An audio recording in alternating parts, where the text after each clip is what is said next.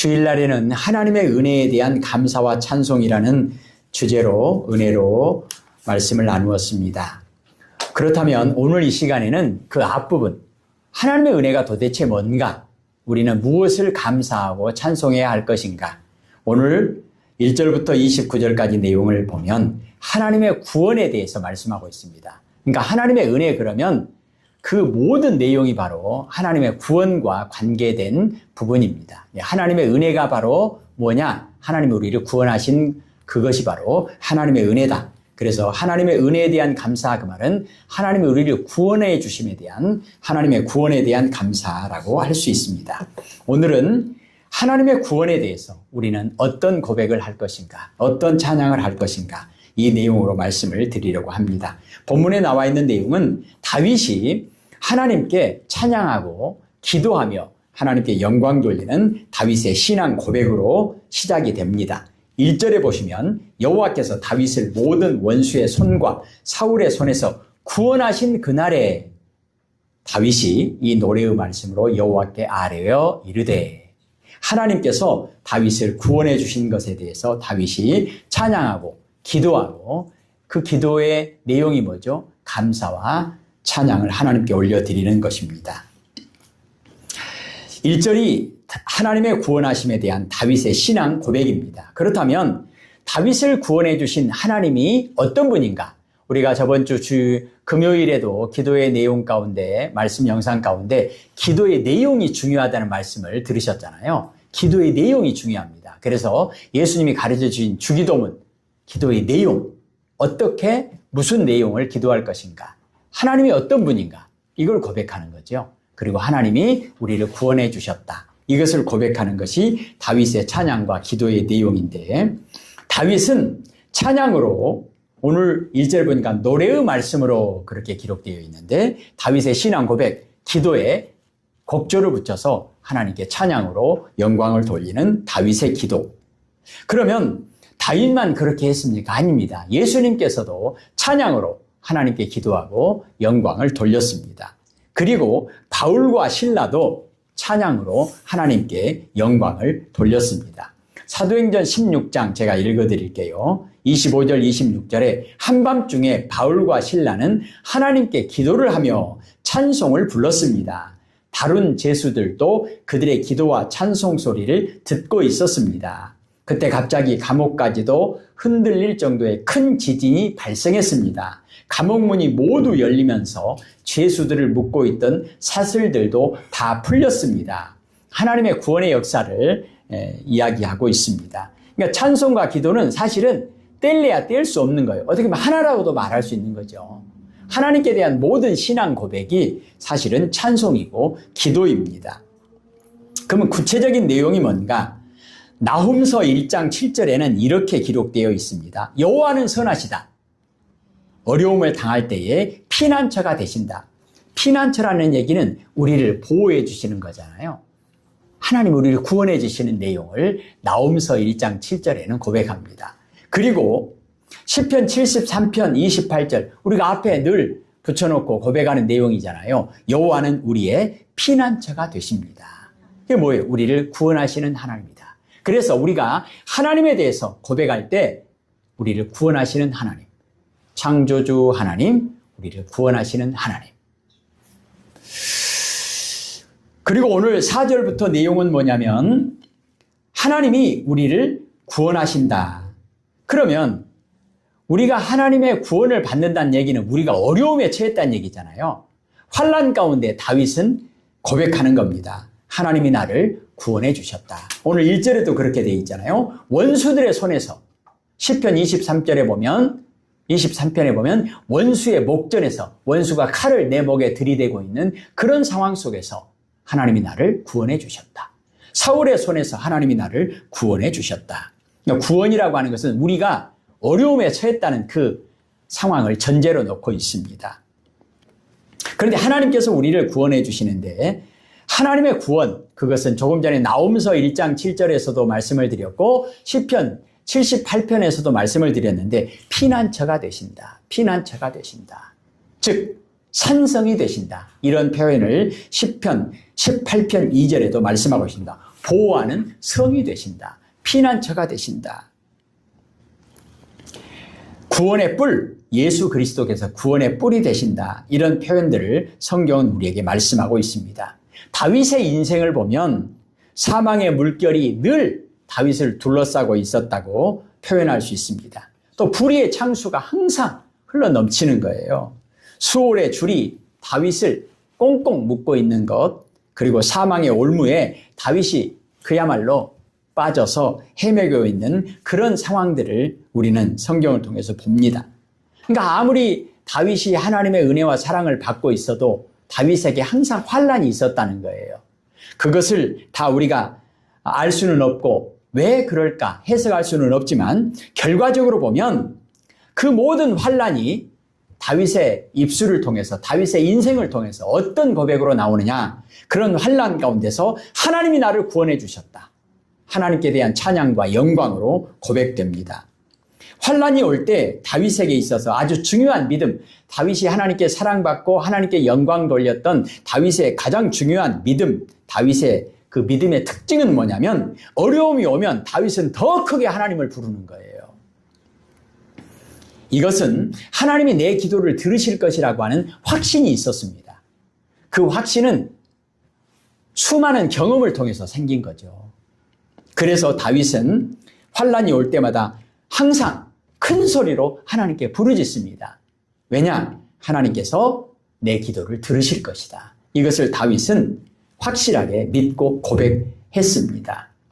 7절을 읽겠습니다. 7절을 볼까요? 내가 환난 중에서 여호와께 아뢰며 나의 하나님께 아뢰었더니 그가 그의 성전에서 내 소리를 들으시며 나의 부르짖음이 그의 귀에 들렸도다. 아멘. 왜 하나님이 다윗의 기도를 들으실까요? 다윗의 부르짖음을 들으실까요? 사랑하시기 때문에. 사랑할수록 더 잘 들립니다.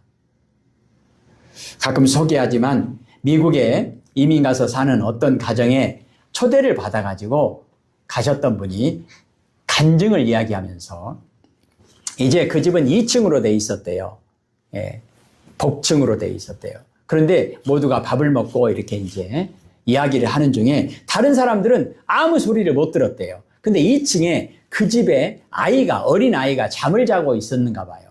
근데 그 사실도 모르고 그냥 이야기하고 재밌게 놀고 있는데 밥 먹고 담소를 나누고 있는데 갑자기 그 집에 그 안주인 아주머니, 교회 공동체였기 때문에 아주머니 젊은 집사님이 갑자기 그냥 말하다가 후다닥 일어나더니 2층으로 쏜살같이 올라가더래요. 깜짝 놀랐대요. 아니 무슨 일인가 했더니 아기가 자다가 깨서 울었다는 거예요. 그런데 아무도 그 소리를 못 들었어요. 아무도 못 들었어요. 근데 누가 딱 그 소리를 들었냐? 엄마만 그 소리를 들은 거예요. 왜죠? 엄마는 항상 그 귀를 쫑긋 세우고 뭘 듣고 있는 거예요? 그 사랑하는 그 자녀의 그 소리를 항상 듣고 있는 거예요. 하나님께서 우리의 신음소리까지도 듣고 계신다. 이런 표현을 하잖아요. 왜요? 사랑하니까. 사랑하면 잘 들립니다. 사랑하면 잘 보입니다.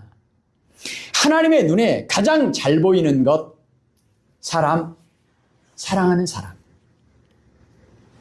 하나님이 우리를 사랑하시니까, 하나님을 다윗을 사랑하시니까 신음소리까지도 다 들린다는 거예요. 불꽃 같은 눈동자로 지켜보신다는 거예요. 다윗이 고백하는 것이 그 고백입니다. 내가 하나님께 부르짖었더니 하나님께서 응답하셨도다. 이것이 다윗의 믿음입니다.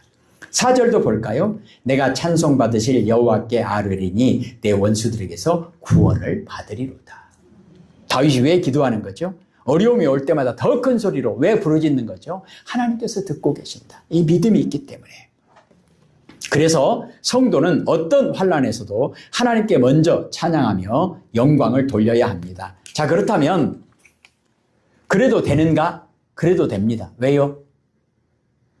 우리 상황 때문에요? 아니요.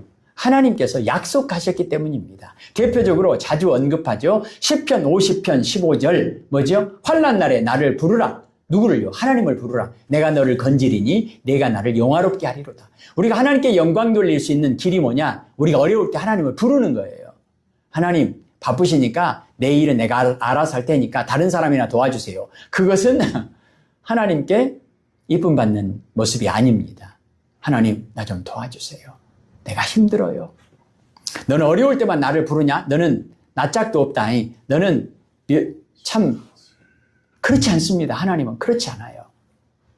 밤중이든 낮이든 어려운 일이든 힘든 일이든 시시한 일이든 큰 일이든 항상 하나님을 부르는 자에게 하나님께서는 응답하신다.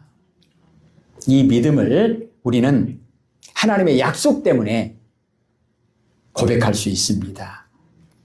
7절에 다시 한번 읽을까요? 시작. 내가 환난 중에서 여호와께 아뢰며 나의 하나님께 아뢰었더니 그가 그의 성전에서 내 소리를 들으시며 나의 부르짖음이 그의 귀에 들렸도다. 아멘. 우리는 또 한 가지 기억할 것은 어떤 환난도 하나님께 기도하는 자를 넘어뜨릴 수 없습니다. 다니엘이 하나님께 기도하죠. 살려주세요. 그런 기도도 아닙니다. 그냥 하나님이 어떤 분인가? 하나님이 나를 구원해 주시는 분이다? 하나님께 대한 확신이 있는 거죠. 믿음이 있는 거죠. 하나님은 내 기도를 들으신다. 사자굴에서 구해 주시든 구해 주시지 않든 그건 하나님께서 알아서 하실 일이고 나는 기도할 뿐입니다. 사드락과 메삭과 아벳느고도 마찬가지죠. 하나님이 우리를 구원해 주실 수 있는 좋으신 하나님, 능력의 하나님, 사랑의 하나님이십니다. 그러나 하나님이 안 구해 주신다 할지라도 상관없습니다. 그건 하나님이 알아서 하실 일이고 우리는 하나님께 기도하고 하나님께 영광 돌리고 하나님을 찬양할 뿐입니다. 20절을 읽겠습니다. 20절입니다. 시작. 나를 또 넓은 곳으로 인도하시고 나를 기뻐하심으로 구원하셨도다. 아멘. 이것이 다윗의 신앙의 고백입니다. 다윗은 하나님의 구원하심에 대한 구체적인 기도와 찬양을 간증적인 형태로 고백하고 있는데요. 하나님이 어떤 분인가를 고백하는 내용입니다. 하나님이 성도들을 도우실 때 어떻게 도우시는가? 이것을 8절부터 쭉 기록해 놓았습니다. 8절을 한번 볼까요? 시작. 이에 땅이 진동하고 떨며 하늘의 기초가 요동하고 흔들렸으니 그의 진노로 말미암음이로다. 아멘. 하나님은 천지를 창조하신 하나님이시잖아요. 바울과 실라가 감옥에서 기도할 때 지진이 일어나는 것처럼 땅이 흔들리고 막 쪼개지고 막 감옥문이 열리고 막 쇠고랑이 풀어지고 이것은 하나님의 절대적인 능력을 우리에게 보여주는 내용입니다. 오늘 본문에서도 창세기 1장 6절에 보면 하늘과 땅을 하나님께서 창조하셨으니까 하나님 마음대로 운행하시는 거예요. 천지를 말씀으로 지으신 하나님이 말씀으로 그것을 움직이신다는 겁니다. 자연의 움직임에서 죄인들은 두려워 떨 수밖에 없습니다. 그 내용들을 오늘 말씀하고 있는 거예요. 원수들에게는 진노의 불이 내리는 거예요. 9절을 읽겠습니다. 그의 코에서 연기가 오르고 입에서 불이 나와 사름이여 그 불에 숯이 피었도다. 아멘. 엘리야가 갈멜산에서 기도할 때 하늘에서 불이 내려와서 그 완전히 물에 젖어 있는 그냥 어떻게 보면 물속에 있는 그 장작을 번제단을 완전히 불태워버리잖아요. 하나님의 절대적인 능력을 또 표현하고 있습니다. 그리고요 10절 11절 볼까요? 그가 또 하늘을 들이고 강림하시니 그의 발 아래는 어두캄캄하였도다. 구름을 타고 나르시며 바람 날개 위에 나타나셨도다. 아멘. 하나님은 바람도 이용하십니다. 바람과 파도를 잔잔케 하시는 하나님. 또 빛과 우레소리와 번개로 원수들을 흩으시는 하나님을 말씀합니다. 12절 13절 볼까요? 그가 흑암 곧 모인 물과 공중의 빽빽한 구름으로 둘린 장막을 삼으시며 그 앞에 있는 광채로 말미암아 숯불이 피었도다. 14절이요. 여호와께서 하늘에서 우레소리를 내시며 지존하신 자가 음성을 내시며 15절이요. 화살을 날려 그들을 흩으시며 번개로 무찌르셨도다. 아멘. 하나님께서는 이렇게 간접적인 방법으로 환난 날에 환난 가운데 있는 하나님의 백성들을 도우시는 하나님이시라는 거예요. 15절도 한번 16절도 한번 읽어볼까요? 이럴 때에 여호와의 꾸지람과 콧김으로 말미암아 물밑이 드러나고 세상의 기초가 나타났도다. 아멘. 그러면서 17절에 그가 위에서 손을 내미사 이제 하나님께서 그렇게 간접적인 천둥 번개나 이런 자연재해나 이런 방법만 쓰시는 것이 아니라 아주 적극적으로 개입하실 때가 있어요. 어떤 내용인가? 17절에 보면 그가 위에서 손을 내미사 우리 보통 천사를 보내주신다. 사자를 보내주신다. 위에서 하나님께서 임하시는 겁니다. 그리고 17절 뒷부분에요. 위에서 손을 내미사 나를 붙드시며, 그 다음에요, 많은 물에서 나를 건져내셨도다. 그 다음에 18절이요. 나를 강한 원수와 미워하는 자에게서 건지셨으며 그들은 나보다 강했기 때문이로다. 아멘. 그러니까 바람과 파도를 잔잔케 하시고 제자들을 그 풍랑이는 바다에서 구원해 주시는 적극적인 하나님의 도우심뿐만 아니라 강한 원수의 손에서, 그 사자의 이빨에서, 그 호랑이의 이빨에서 우리를, 저번에도 표현했잖아요. 이빨을 다 빼버리고 막 입을 찢어버리고 우리를 거기서 건져내신다. 그런 적극적인 간섭하심도 나타난다는 거예요. 그런 간증을 하는 분들이 얼마나 많습니까? 그리고요, 미워하는 자에게서 건져내신다. 내가 미움당하는 그런 문제들. 18절에 나를 강한 원수와 미워하는 자에게서 건지셨으며 그들은 나보다 강했기 때문이로다. 그러니까 우리보다 더 힘센 자에게서 우리를 건져주신다는 거예요. 바로 앞에서, 애굽에서 이스라엘 백성들을 출애굽시키시는 거 상대가 됩니까? 바로의 군대하고 이스라엘 백성들이 무기가 있습니까? 뭐가 있습니까? 그런데 그 소용없다는 거예요. 바로가 아무리 강해봐야 소용없다는 거예요. 왜죠? 10가지 재앙, 그들이 감당할 수 있겠습니까? 하나님께서 그들을 혼내주시고 이스라엘 백성들을 구원해 주신다. 그러니까 다윗이 약하고 골리앗이 강하고 그런 거 소용없습니다. 나보다 더 힘센 자에게서 하나님이 나를 건져주신다. 원수가 내 목에 칼을 들이댄다 할지라도 그 소용없다는 거예요. 원수들의 목전에서 내게 상을 차려주시고 기름으로 내 머리에 부으셨으니 내 잔이 넘치나이다. 이렇게 적극적인 하나님의 보호하심을 다윗은 고백하고 찬양하고 있습니다. 그리고 19절에 이렇게 고백합니다. 읽겠습니다. 그들이 나의 재앙의 날에 내게 이르렀으나 여호와께서 나의 의지가 되셨도다. 아멘. 굶주린 사자가 먹이를 집어삼킬 듯이 으르렁거리고 우리를 집어삼키려 한다 할지라도 소용없다는 거예요. 왜죠? 하나님이 나의 의지가 되셨도다. 의지가 뭐냐면 안식처가 되신다는 거예요. 피난처가 되신다는 거예요. 하나님이 방패가 되시고 하나님이 도와주신다는 겁니다. 전쟁은 여호와께 속한 것이니 사자와 싸워도 하나님이 싸우시고 골리앗과 싸워도 하나님이 싸우신다는 거예요. 늑대와 싸워도 하나님이 싸우신다는 거예요. 다윗이 싸우는 게 아니에요. 하나님이 싸우시니까 그 다윗과 싸우는, 다윗을 공격하는 원수와 대적이 늑대면 어떻고 사자면 어떻고 뭐 골리앗이면 어떻고 100만 군대면 어떻고 뭐 아무리 강한 전차가 온다 한들 아무 소용없다는 거예요. 이것을 다윗은 분명하게 알고 고백하는 것입니다. 다윗의 이 시는 시편 18편에 가장 잘 다듬어진 내용으로 재수록되어 있습니다. 시편 18편의 내용이 뭐냐면 하나님은 나의 힘이시니 내가 하나님을 사랑합니다. 자, 그건 한번 찾아볼까요? 시편 18편 뒤로 쭉 넘겨서요. 예, 시편 18편 812페이지, 813페이지.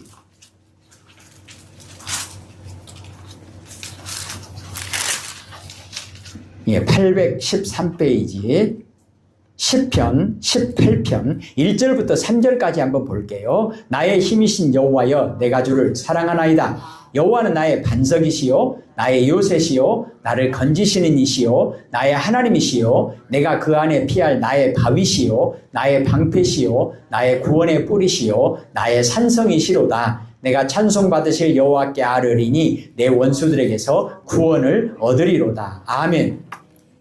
우리는 다윗의 시편을 통해서 오늘 사무엘하 22장도 마찬가지입니다. 원리가 뭐냐면 우리가 하나님께 하나님 좀 제발 좀 도와주세요. 우리의 노력이나 정성이나 우리의 그런 모습을 보고 하나님이 우리에게 은혜를 베푸시는 것이 아닙니다. 순서가 어떻게 되는 겁니까? 은혜 먼저 베푸시는 거예요. 우리를 봐서, 우리가 하는 거 잘 봐서 우리의 행위를 보고 하나님이 우리를 구원해 주시는 겁니까? 아니에요. 우리를 먼저 구원해 주시는 거예요. 구원도 하나님이 먼저, 은혜도 하나님이 먼저. 이스라엘 백성들이 출애굽 하나님 먼저 시키셨잖아요. 그리고 그들에게 율법도 주시고 가나안 땅으로 인도하시는데 가나안 땅에서 살아가야 할 하나님의 백성으로서의 그런 삶의 내용도 가르쳐 주십니다. 우리가 주일날 하나님의 은혜에 대한 감사와 찬양, 은혜도 먼저, 구원도 먼저. 다윗은 이것을 너무나 잘 알고 고백하는 것입니다. 여호와는 나의 목자시니 내게 부족함이 없으리로다. 나를 하나님이 우리의 목자 되시는데 우리가 면접 보고 시험 봐가지고 어느 기준이 되고 합격해야만 하나님이 우리를 양 삼으시고 하나님이 우리의 목자 되십니까? 그렇지 않습니다. 먼저 목자가 되시고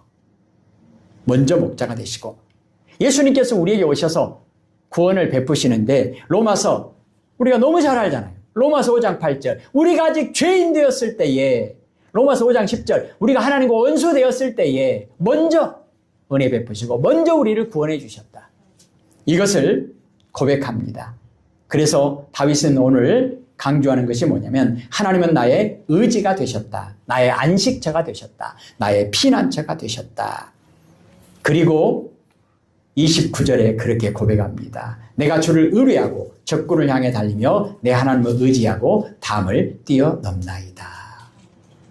이 시편 18편 29절이요. 시편 18편 29절 같이 읽을까요? 내가 주를 의뢰하고 적군을 향해 달리며 내 하나님을 의지하고 담을 뛰어넘나이다. 아멘.